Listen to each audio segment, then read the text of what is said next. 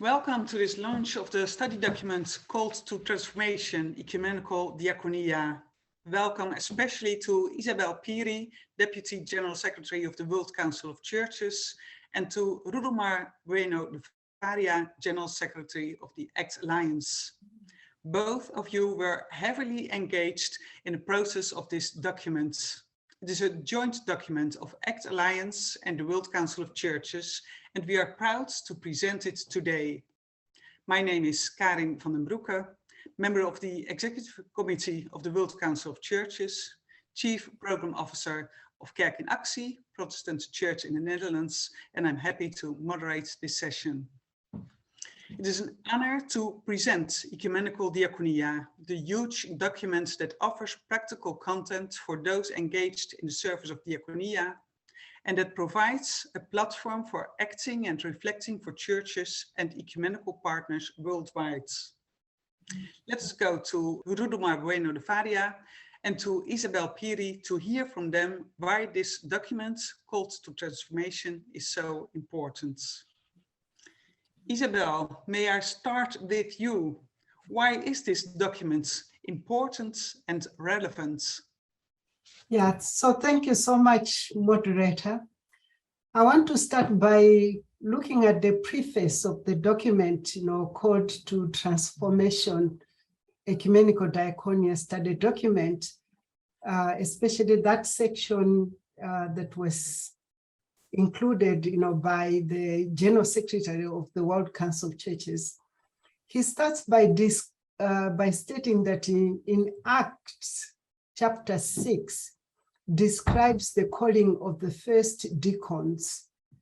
And almost 2,000 years later, this call to care for Christ in Christ's name is just as relevant as it was at that time.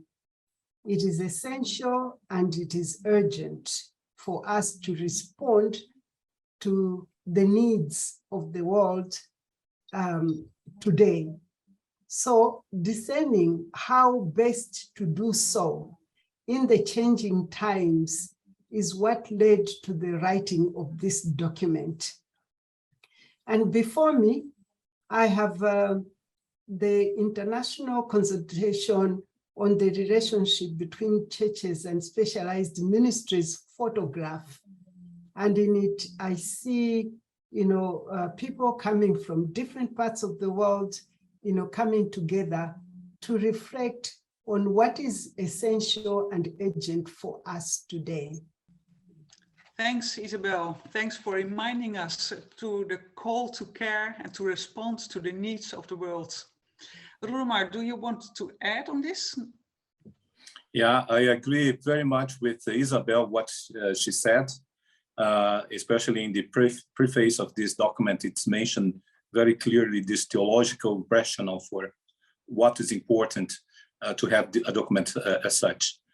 And for the ACT Alliance, the Ecumenical Diakonia document provides a solid base for the discernment of churches and specialized ministries to address the complexity of issues that humanity is facing today. And they are a lot. And in times of polarization, distrust, and also hate speeches, this document helps us to churches and specialized ministries to understand the history, but also the different realities in places we are located today. Mm. And the Ecumenical Diakonia document not only helps churches to share ideas and lessons learned from each other, but also offers a prophetic perspective of being in church in challenging times. And in the case of the ACT Alliance, the document also provides the theological foundation for the humanitarian and development work carried out by ACT members. And it's also offered theological basis for our technical and social action in all parts of the planet where our members are working. And this is motivating the joint work of churches and church-related organizations to promote justice, inclusion, and solidarity. Thanks, Rudolmar. And Isabel, how were the churches engaged in this process? How did they give inputs? And why did it take so long before we received this document? Thank you so much, moderator. Just as I started at the beginning, the publication emerged, from the consultation in Malawi in September 2014. At that time, we gathered, churches and representatives of specialized ministries from all the continents. They came together in Malawi to reflect on the work that they are supposed to do together. And so the writing of this document was a recommendation, from that meeting. And immediately the general secretaries of the World Council of Churches and the ACT Alliance identified a group of people to work on the document. And at that time, it also included the Lutheran World Federation. And they produced a very good document, which was adopted by the LWF and ACT Alliance board. And then the document was also presented to the Central Committee of the World Council of Churches.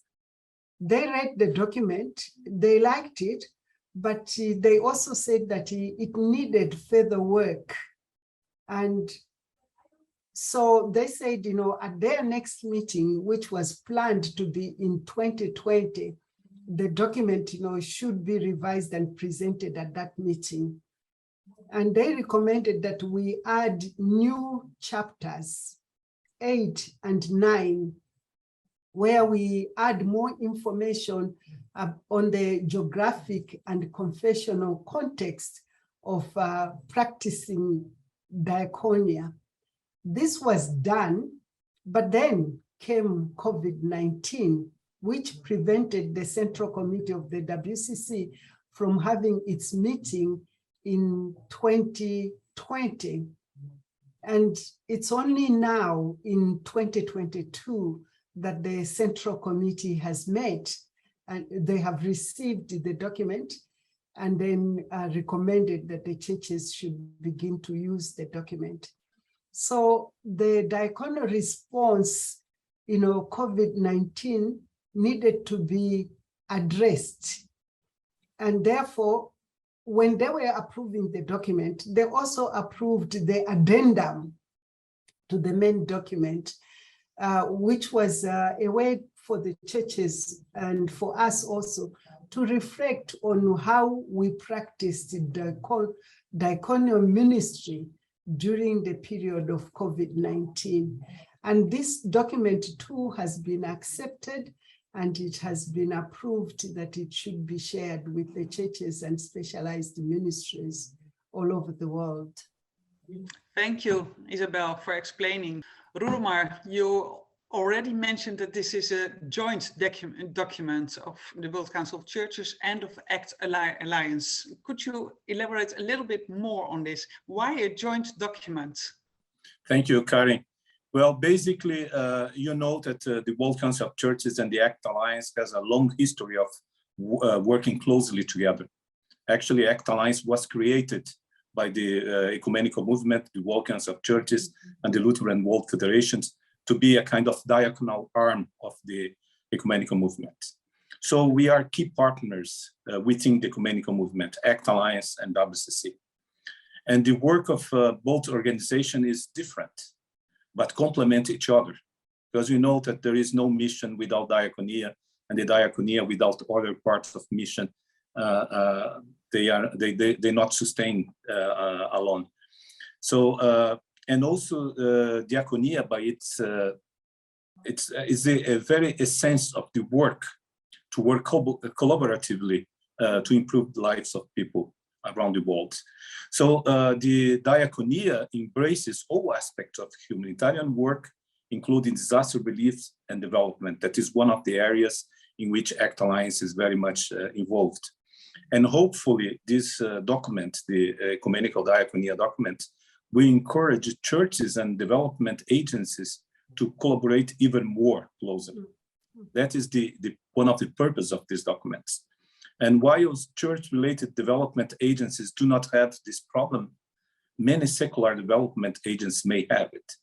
So we need to take that into account. So a particular problem is that there is an increasing level of misunderstanding of what motivates religious belief in secular societies. And that is present in many, many places, including at governmental levels, because churches and church-based organizations, they are cooperating, partnering with government organizations as well when delivering development or humanitarian work. So churches can also sometimes fail to understand what motivates secularism. So we need to work more on that. There is a need for greater understanding, including the need for learning a bilingual approach, the secular and the religious, when we will be engaging in some of the issues with secular organizations. So this document is important in that sense as well, because we have many, many references and also experiences that can help us to make our work much more effective. Thank you, Ribomar. It's very clear about why it is important to work together, to cooperate, and to have a joint publication. And now, when we look especially at the specialized ministries and humanitarian work, could you tell us a little bit more why this document is important and how it helps specialized ministries? Yes. And when we talk about specialized ministries, people do not understand very much, but they are the development, social, and the humanitarian arms of the different churches that are providing diaconia. And these specialized ministries, they play a vital role in the life of the church and the ecumenical movement as well. And this document helps to affirm that they are a core, not a peripheral part of the Christian ministry, and also of the ecumenical movement. That's important for us to understand. And in particular, the document demonstrates that there is not a dichotomy between faith-based or rights-based that has been in the past one of the contentious issues in terms of are we faith-based or we are rights-based. I think that we need both to work together. We cannot work with our faith without having this prophetic dimension that is the right-based approach of our work. So the specialized ministries and humanitarian work can differ tremendously around the world. So this document can provide us some element for us to have some common denominator to understanding the different, of course, as Isabel mentioned, that we have new chapters that were added to the document on the contextual, but also the confessional dimension. I think that that is important. So this document shows that this work is not primarily dependent on limited financial resources. That is one of the topics that often is on the table, but it requires careful management to ensure that work is done as effective as possible. And the document, the publication honestly addresses also the issue of malpractice in diaconal settings. And you know that that exists, which shows the importance of effective leadership. And the document also brings these elements to us, churches and specialized ministries. And also the document is a tool to make the work of churches and specialized ministries much more effective, as well as consistent with our Christian principles, because we need to have this consistency as well. Thank you. I really like to underline that specialized ministries, that diaconia is key to the churches, and that specialized ministries play a key role in the life of the church. And so that means that this document is important for both of us in our cooperation. And I also really liked it that you mentioned that faith-based and rights-based belongs together. You can't have one of them without the other. Isabel, how do you expect the churches and their partners to use this document and to engage with it? Yeah, so you know, this is a very long document. It's got 93 pages, and then we have the addendum, which is also another 21 pages. So it's because it's very long, it is necessary that we first produce a study guide, okay, that would help the church leaders and the diaconal practitioners, to engage the document. And so hopefully we are thinking that, once the guide has been produced, the World Council of Churches, together with ACT Alliance, then they can begin to organize regional meetings, workshops, consultations, to encourage conversation around the issues which are raised in the document. But, because I also come from the academic world, I'm hoping that this document will be used as a resource for theological institutions around the world, where the students, who are doing practical theology and missions will read this document and engage with it.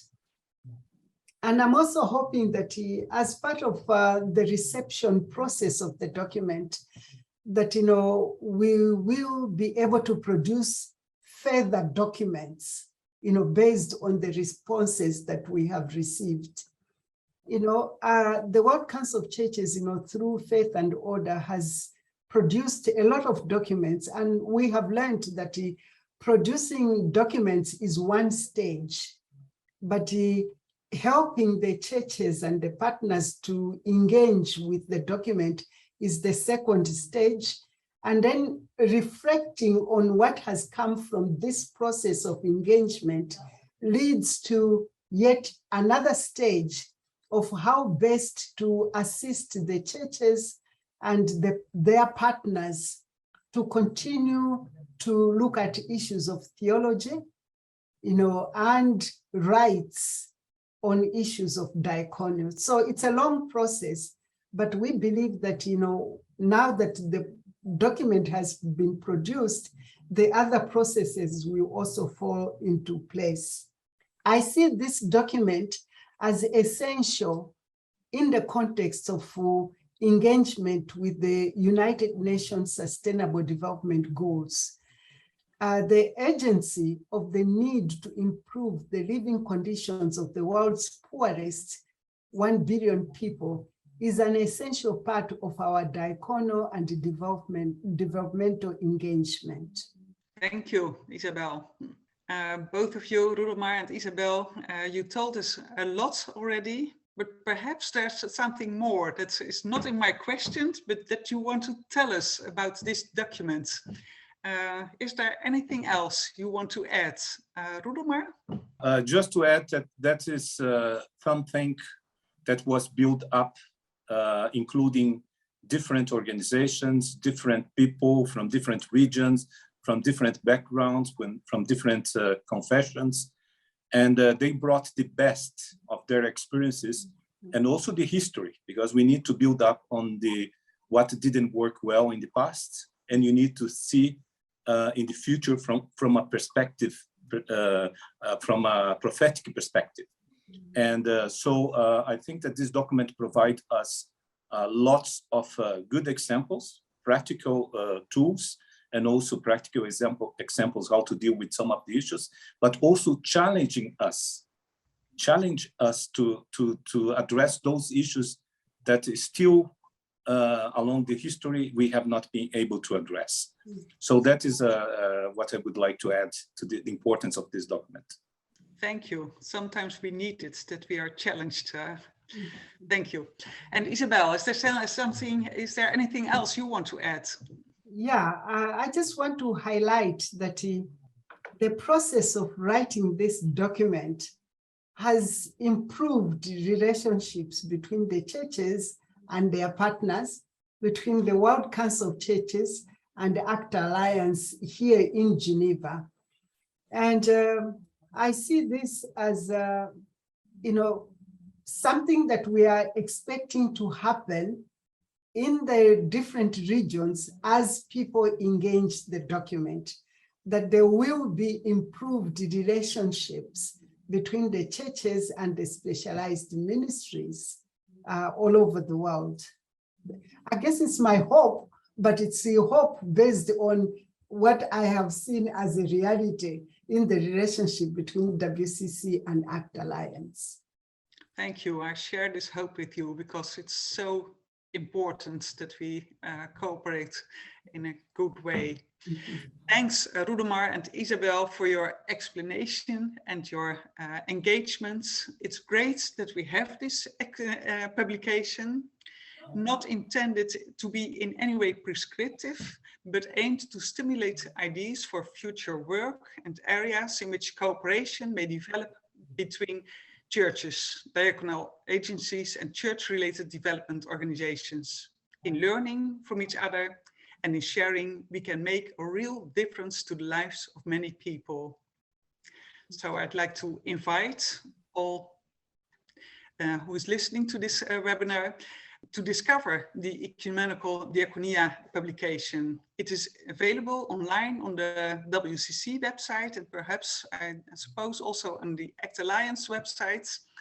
Please use it because it's a huge and important document, very helpful.